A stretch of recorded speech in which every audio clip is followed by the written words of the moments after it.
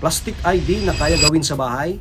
Yes, pwedeng pwede. Gawa tayo today ng PVC Plastic ID with basic tools at printer. Ang gamit natin na printer ay L121 Epson. May tatlong uri ng inks para sa mga desktop printer. Dye inks, sublimation inks, tsaka pigment inks. Dye inks ay yung usually na ginagamit natin para sa mga document printings, pero hindi ito pwedeng gamitin sa mga long-lasting na mga outputs kasi nag-fade ito.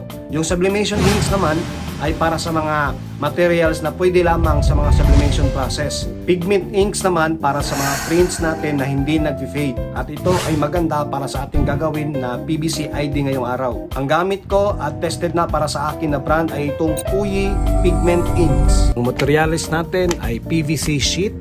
Kasali na ito sa pagbili natin yung plastic niya at saka yung film. Yung film ay mapapansin natin na may part na natutuklap. Sa kabila nun, doon natin ipiprint yung ating design.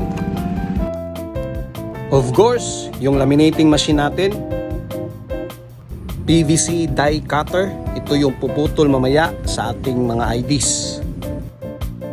May nagawa na akong layout dito using Corel Draw application. Gamit ang tamang dimensions para swak sa ating cutter. Ilalagay ko sa description ang link para sa free template ng ating ginawang layout. Pagkatapos ma-check ang lahat ng detalye at wala nang mali, proceed na tayo sa printing. A4 size, tsaka i-select mo yung page na gusto mong i-print. And then yung settings natin ay naka-high. At sa PVC printing, huwag kalimutang pindutin ang mirror image na button. And then, click print.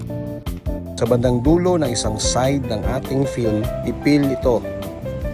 At baliktaring nakaharap yung printing surface natin paglagay natin sa printer.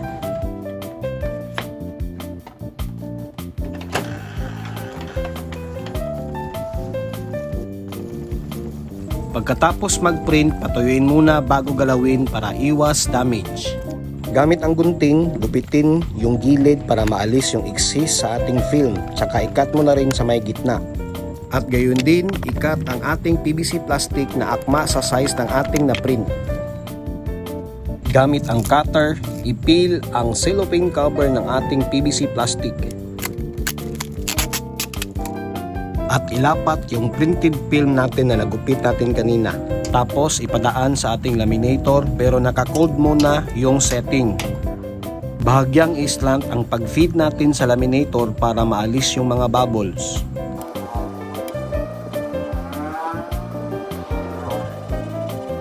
Gamit ang ating die cutter, simulan nang ikat ang harapang bahagi. Siguraduhin na sa gitna ang imahe para walang makat na anumang detalye. Isunod ng ikat ang likurang bahagi ng ating ID na hindi pa nalapat sa plastic. Pagkatapos, buuin na o i-assemble ng ating ID. Ipil lang ang likurang bahagi ng ating plastic at saka ilapat yung likurang bahagi ng ating ID. Katapos, simulan nang painitin ang ating laminator. I-press ang hot na button tsaka ipihit yung indicator pagitna. I-check kung katamtaman lang ang ating init at pwede nang ipadaan yung ating mga na-assemble na mga IDs. Pagkatapos lumamig, pwede mo nang ipil yung harap at likod na cover niya. Ipopost ko sa description ang mga link para sa ating mga materyales at mga link para sa iba pang mga video tutorial. Stay tuned kasi gagawa tayo ng design para sa ating mga ID using Canva. Voila! Meron ka ng PVC ID plastic na gawa sa bahay. Thank you for watching! Kita-kits sa susunod na video tutorial. Bye-bye!